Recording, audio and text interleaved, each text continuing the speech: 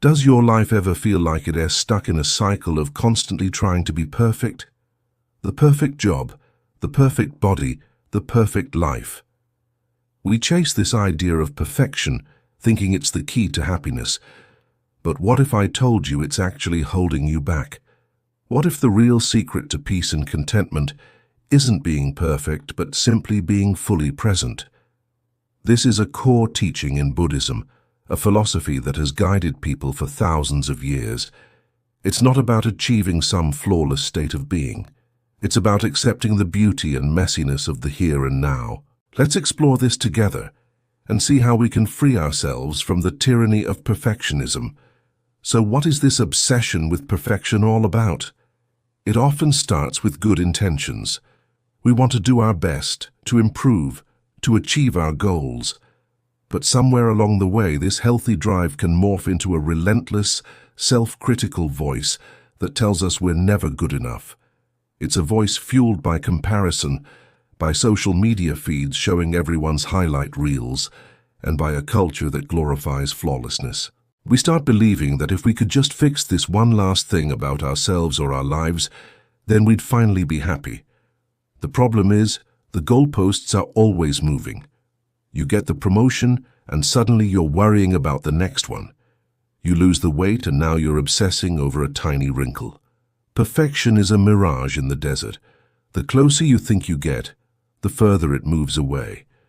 This constant striving creates a state of perpetual dissatisfaction. We're so focused on the future, on what we could be, that we completely miss out on the life that's happening right in front of us.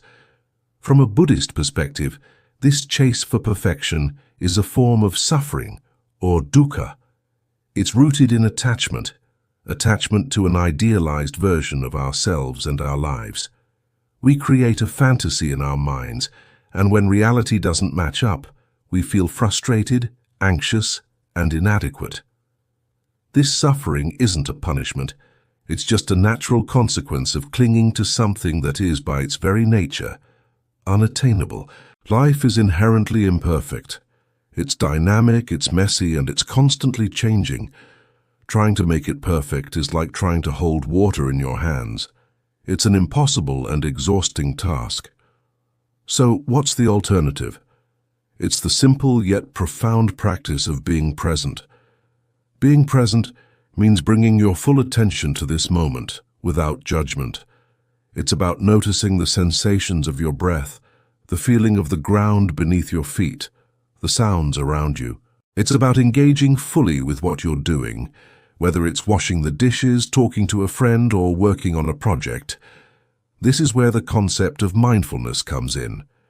Mindfulness is the practice of paying attention on purpose in the present moment, and non-judgmentally.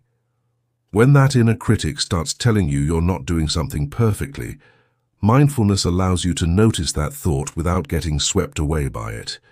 You can observe it, acknowledge it, and then gently bring your focus back to the task at hand.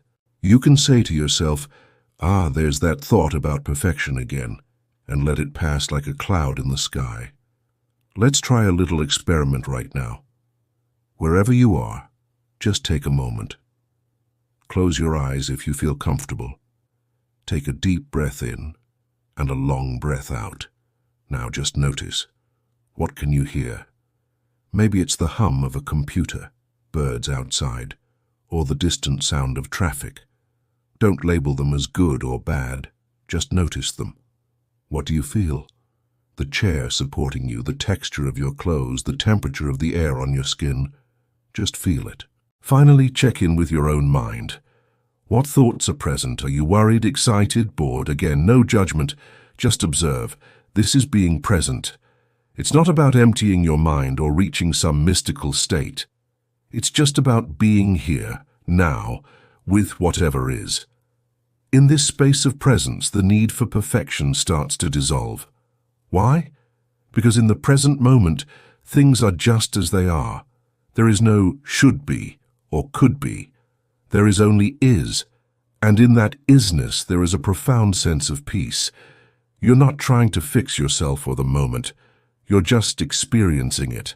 And in that experience, you often find that the moment is actually okay. It's more than okay, it's complete.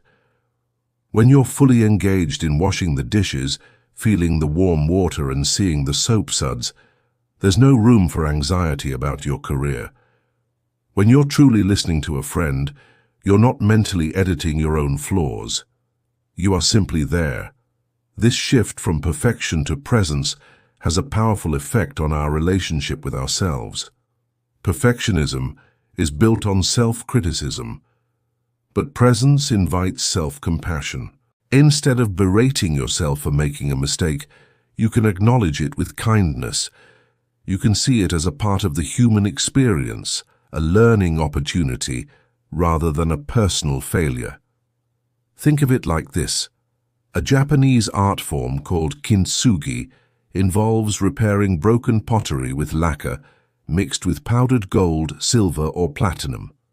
Instead of hiding the cracks, kintsugi highlights them, celebrating the object's history and imperfections as part of its beauty. This is a beautiful metaphor for our own lives. Our scars, our mistakes, our imperfections are not things to be hidden or ashamed of. They are part of our story. They are what make us unique, resilient, and beautiful. Being present allows us to see the gold in our own cracks. So how do we cultivate this state of presence in our daily lives? It's a practice, not a switch you can just flip. It starts with small, intentional moments. First, try single tasking. Our culture glorifies multitasking, but it's really just a recipe for fractured attention and stress. When you eat, just eat. Don't scroll through your phone or watch TV. Taste your food. Notice the flavors and textures. When you walk, just walk. Feel your feet hitting the pavement. Look at the trees and the sky. Second, build in moments of mindful pausing. Set a reminder on your phone to go off a few times a day. When it does, just stop what you're doing and take 3 conscious breaths. This simple act can pull you out of the frantic rush of your thoughts and ground you back in your body and in the present moment. Third, develop a formal meditation practice. Even just 5 to 10 minutes a day of sitting and focusing on your breath can rewire your brain to be more present and less reactive. There are tons of great apps and guided meditations online to help you get started. It's not about doing it perfectly, by the way. The practice isn't about having no thoughts. It's about noticing when your mind has wandered and gently, kindly, bringing it back. Every time you bring it back, you're strengthening your mindfulness muscle. And finally, practice self-compassion. When you notice that voice of perfectionism creeping in, treat it with kindness. You might say to yourself, I'm feeling a lot of pressure to be perfect right now. That's a difficult feeling. It's okay to not be perfect. Acknowledge the feeling without letting it run the show. Letting go of perfection doesn't mean you stop trying or caring. It doesn't mean you embrace mediocrity. It means you shift your motivation from a place of fear and lack to a place of love and acceptance.